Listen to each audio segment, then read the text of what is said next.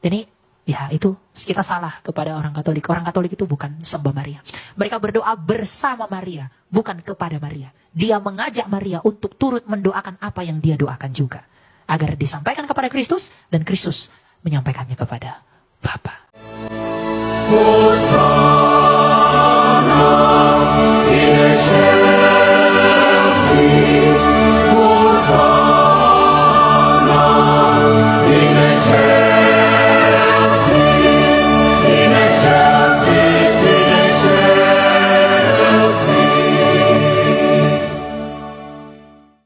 Tapi sorry to say, justru kita ini yang Protestan ini yang nggak ngerti. Kita ini Protestan ini sama seperti Luther.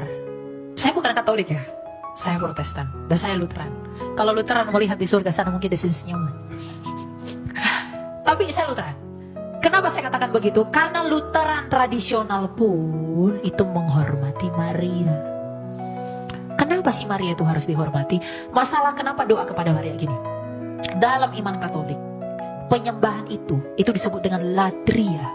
Latria itu hanya kepada Tritunggal Maha Kudus.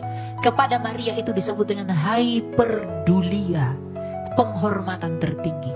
Kenapa iman Katolik itu menghormati Maria begitu tinggi? Karena Maria lah tabut perjanjian baru. Kita sering mendengar banyak orang berkata bahwa umat Katolik menyembah Bunda Maria. Ada juga orang yang mungkin tidak mengerti mengapa umat Katolik berdoa di depan patung atau gambar perawan Maria. Padahal dalam kitab suci sudah sangat jelas ada larangan penyembahan selain kepada Allah yang esa. Dan bagi umat Katolik, hal ini mengajak agar kita semakin semangat untuk mempendalami iman tentang pentingnya peran Bunda Maria di dalam gereja yang satu dan kudus. Ada perbedaan antara kata menyembah dan memuji. Menyembah merupakan penghormatan yang hikmat dengan sujud dan memuja. Memuji adalah suatu perasaan yang lahir atas kekaguman sehingga memberikan sebuah penghargaan dengan cara memuliakan. Menyembah dalam bahasa Latin, latria, atau dalam bahasa Yunani, latreia, yang berarti penyembahan atau kultus yang harus diberikan hanya kepada Allah karena Ia adalah Tuhan dari segala ciptaan, sumber kebaikan, kebijaksanaan, belas kasih, dan penyelamat kita. Menyembah Allah berarti memberikan segala penghormatan serta penyerahan diri secara absolut karena kerendahan kita di hadapan keagungan Tuhan. Umat Katolik hanya menyembah kepada Allah, ini tertera dalam kitab suci sebagai kebenaran iman. Dalam kitab Keluaran 20 ayat 4-5 berbunyi, "Jangan membuat bagimu patung yang menyerupai apapun yang ada di langit di atas, atau yang ada di bumi di bawah, atau yang ada di dalam air di bawah bumi. Jangan sujud menyembah kepadanya atau beribadah kepadanya, sebab Aku, Tuhan, Allahmu, adalah Allah yang cemburu." Umat Katolik tidak menyembah Bunda Maria, kepadanya diberikan pujian yang istimewa sebagai tanda hormat kita kepada Sang Bunda yang telah melahirkan penebus dunia.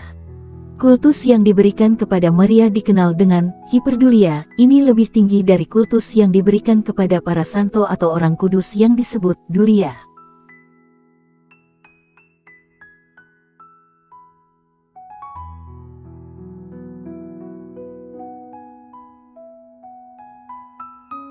Pujian kepada Maria diberikan karena dia adalah wanita yang dipilih Allah untuk menjadi Bunda Kristus, artinya Maria tidak seperti yang lainnya karena dia menerima berkat dan karunia yang khusus untuk menjadi Bunda dari Allah sendiri.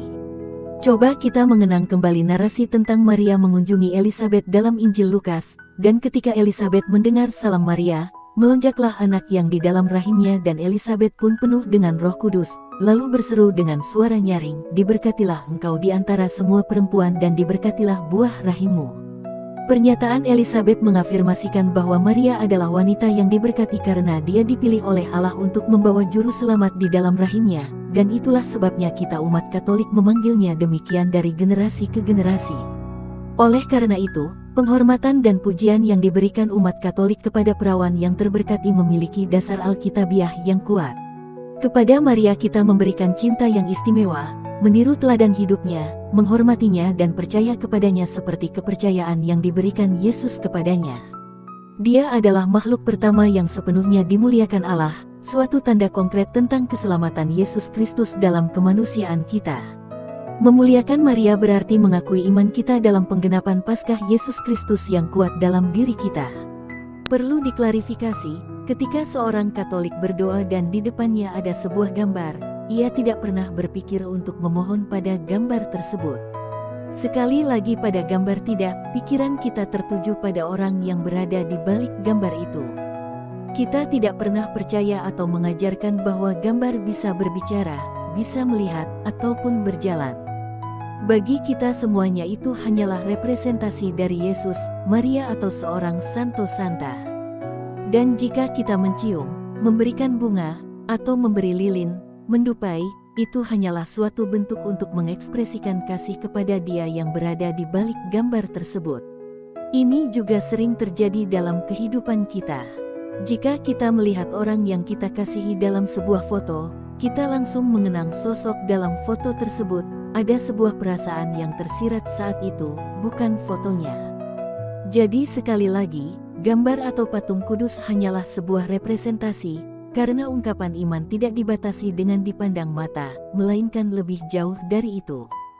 Dengan ini saya akhiri. Katekismus Gereja Katolik menjelaskan bahwa ini adalah ibadah yang sama sekali berbeda dari penyembahan. Katekismus Gereja Katolik nomor 971.